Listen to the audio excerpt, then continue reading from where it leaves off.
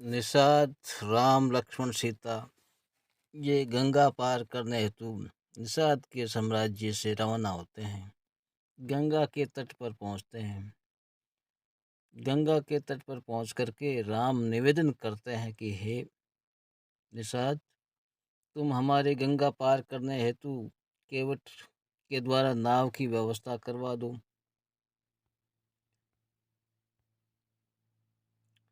वहां पर निषाद केवट को आवाज लगाता है और वो केवट राम भरत नहीं आए हैं, माता सीता लक्ष्मण और राम आए हैं वनवास में। तुम अपनी नाव को लगा दो ताकि हम गंगा पार हो सकें। केवट आता है, भगवान राम से कहता है, प्रणाम करता है, माता सीता को प्रणाम करता है, भैया लक्ष्मण को प्रणाम करता है। राम केवट से कहते हैं, हे केवट भैया, हमको गंगा पार करवा दीजिए। आपकी नाव को जरा पास में लाइए ताकि सीता और लक्ष्मण आसानी से नाव पर बैठ सके। केवट कहता है, हे प्रभु राम, कृपा निदान स्वामी, मैं आपको नाव में नहीं बिठा सकता क्योंकि तुम्हारी नाव, आप तो नाव में चढ़ जाओगे और मैं अध बीच में ही डूब जाऊंगा। तुम पार होना चाहते हो और मेरे को बीच में ही छोड़ देते हो। राम कहते हैं, भैया केवट, क्या तुम्हारी नाव हमारा वजन सहन नहीं कर पाएगी? ऐसा नहीं है प्रभु, नाव तो वजन सहन कर लेती है, पर आपके चरणों के रज में ऐसा जादू है कि पत्थर की शिला भी सुंदर नारी बन जाए। मेरी ये काठ की नाव क्या पता सुंदर नारी हो जाए, फिर केवट की तो जय जय गंगा मैया की हो जाएगी। मैं कैसे जीवन यापन करूँगा?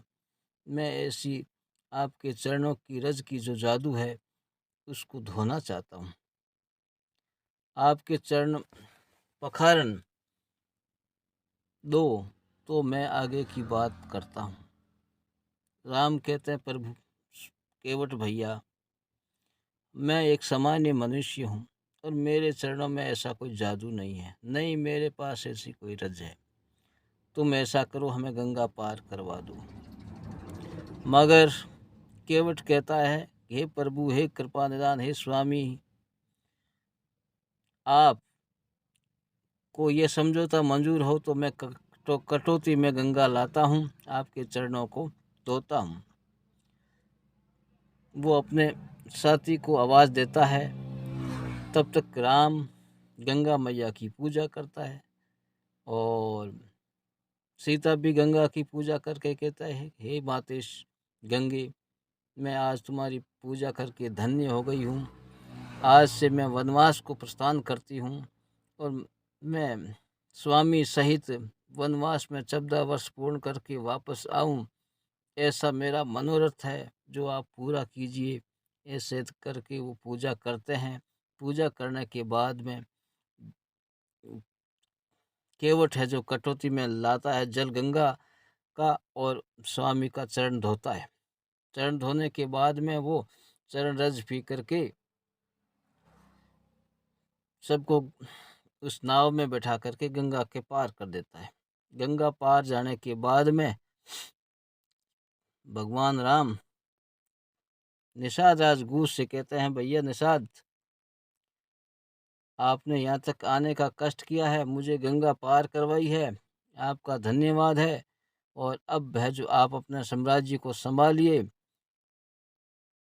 अब हम लोग वनवास की ओर प्रस्थान करते हैं।